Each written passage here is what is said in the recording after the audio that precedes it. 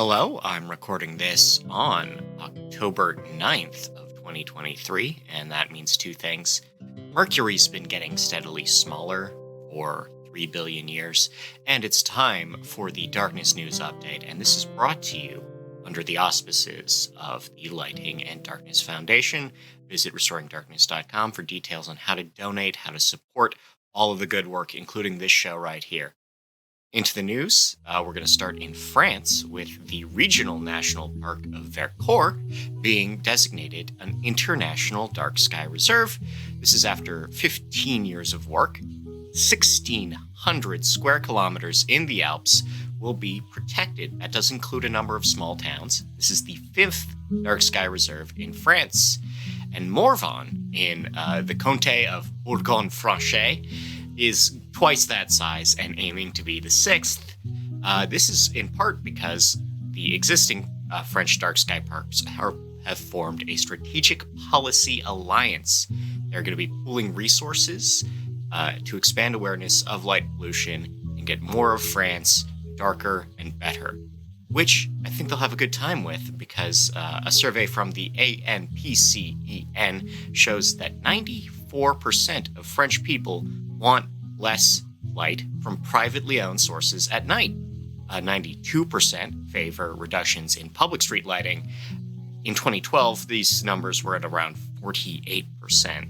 This has to do with the reaction to the energy crisis and how having the street lights off to save money actually isn't affecting people's lives the way you might assume, and they're in favor of it. But we'll leave France now for Mexico with Parque Ecológico Yoya La Beretta near Querétaro, Mexico. That's 270 miles from Mexico City, is the first urban night sky place in Mexico. Other up-and-coming dark sky areas, West Marin County is beginning work on securing a dark sky designation. This is a group of coastal communities north of San Francisco. And Breckinridge, Colorado is applying for dark sky recognition as well. Dark Sky has recognized a sports field in Ackerman, Illinois. That's a Chicago suburb. They've actually had a sports field program active since 2018. And Lippold Park in Crystal Lake probably should have been aware of that because residents spent a few months complaining about the new lighting, and they've had to go back and add shields to this. The before and after photos should be pretty good. Over in Bisbee, Arizona, they have a historic high school that will not get facade uplighting. This is because of previously existing bylaws to block unshielded fixtures coming into effect. Bisbee already has dark sky recognition. In London, England, locals are pushing back on a second Vegas-style sphere. If you've seen it, it is a big, giant sphere. It is full of LEDs on the outside and the inside. It's an event venue for concerts, but the exterior is lit up all the time to display, art, anything interesting, cool patterns. It's very bright, totally suitable for Vegas, but the City of London might like to sleep and have birds. Speaking of having birds, Ma'ale'a in Hawaii has installed new bird and turtle-safe lighting in their parking lots along the coast. Oahu is beginning their awareness campaign for sea turtle nesting season. Ottawa in Canada is taking complaints over turtle safety. The freshwater turtles of Ottawa's rivers are not doing so well. Speaking of not doing so well, Palm Beach is being sued over sea turtle safety. Palm Beach itself, as well as the Florida Fish and Wildlife Commission, are claiming that they are doing their due diligence. We'll see if this goes to court. The U.S. Department of Homeland Security has waived 26 federal protections to expand 10 sections of border security infrastructure in Texas. This is despite the fact that U.S. Customs and Border Patrol said they'd start respecting those laws more when it came to border security infrastructure. This is due to a congressional move to not reallocate funds for Texas border wall stuff, and now they just have to go ahead and fulfill the contract as written back in 2019.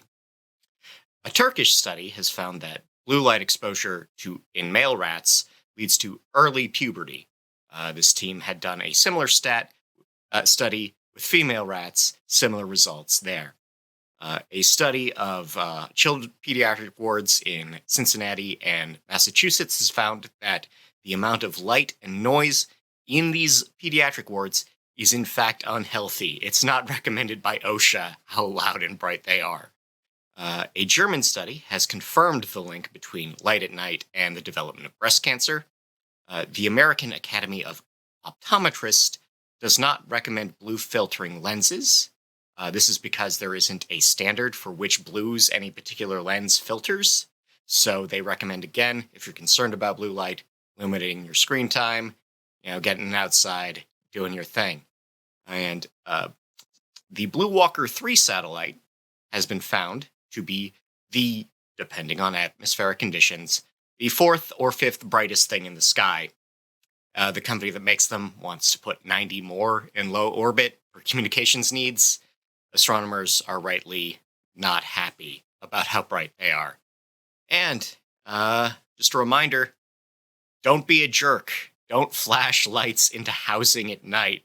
This is a Twitter feed called Chuds of TikTok showing some people engaged in a bit of harassment, very targeted harassment at night, and it's no good.